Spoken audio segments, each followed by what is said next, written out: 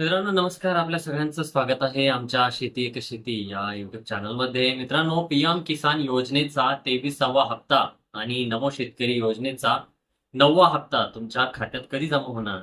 जर तुम्ही या दोन मोठ्या चुका केल्या असतील तर सरकार तुमच्या खात्यात 4,000 जमा करणार नाही. होय, तुम्ही अगदी बरोबर ऐकतात.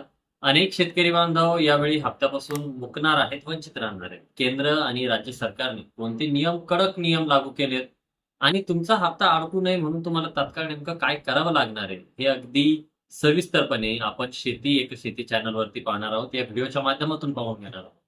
त्याकरता व्हिडिओला शेवटपर्यंत नक्की बघा आणि चॅनलवरती नवीन आला असेल तर चॅनलला सबस्क्राईब करायला विसरू नका. पीएम किसान सन्मान निधी योजनेचा 23वा हप्ता खात्यात येण्यापूर्वी केंद्र सरकारने अत्यंत महत्वाचे आणि स्पष्ट निर्देश दिलेले आहेत. सर्वात पहिला आणि महत्वाची गोष्ट म्हणजे ई-केवायसी. जर तुम्ही अजूनही केवायसी केली नसेल तर काळजी करू नका. तुम्ही पीएम किसानच्या मोबाईल ऍप्लिकेशनवरून फेस ऑथेंटिकेशन करून, चेहरा स्कॅन करून घरबसल्या तुमची केवायसी पूर्ण करून घेऊ शकता.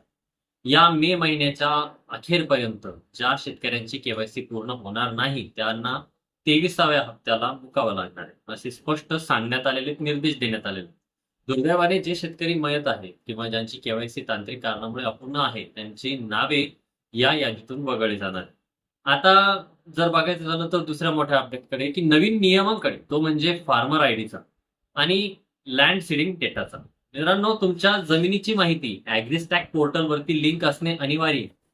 हे 22वा हप्ता सरकारकडून काही सवलती देऊन वितरित करण्यात आला होता, परंतु 23व्या हप्त्यासाठी ऍग्रीस्टॅक वर नोंदणी असणं अत्यंत बंधनकारक आहे. आपण मागच्या व्हिडिओमध्ये सुद्धा बघितलं होतं. त्यामुळे ज्या शेतकरी बांधवांनी अद्यापही नोंदणी केली नाही त्यांनी तात्काळ पोर्टलवरती जाऊन फार्मर आयडी जनरेट करून घ्यायचा आहे. याशिवाय शासनाने अपात्र शेतकऱ्यांची छाटणी करण्यासाठी एक विशेष ड्राईव्ह चालू केलेला, एक विशेष मोहीम चालू केलेली आहे. एकाच कुटुंबात एकापेक्षा जास्त लाभार्थी असणं किंवा कुटुंबात कोणी शासकीय कर्मचारी असणं, अशा नियमामुळे अपात्र ठरणाऱ्यांची नावं वगळली जातात. परंतु अनेक वेळा लँड सीडिंगचा डेटा मॅच न झाल्यामुळे किंवा नावात तफावत असल्यामुळे पात्र शेतकरी देखील चुकीच्या पद्धतीने अपात्र त्या ठिकाणी ठरतात. गेल्या वेळी जवळपास 92 लाख शेतकऱ्यांना लाभ मिळालेला होता. या संख्येत अचूक बदल होण्याची शक्यता वर्तवली जाते. आता बोलूयात महाराष्ट्रातील शेतकरी बांधवांच्या जिव्हाळ्याचा प्रश्नाकडे, म्हणजेच नमो शेतकरी महासन्मान निधीचा 9वा हप्ता कधी येणारकडे.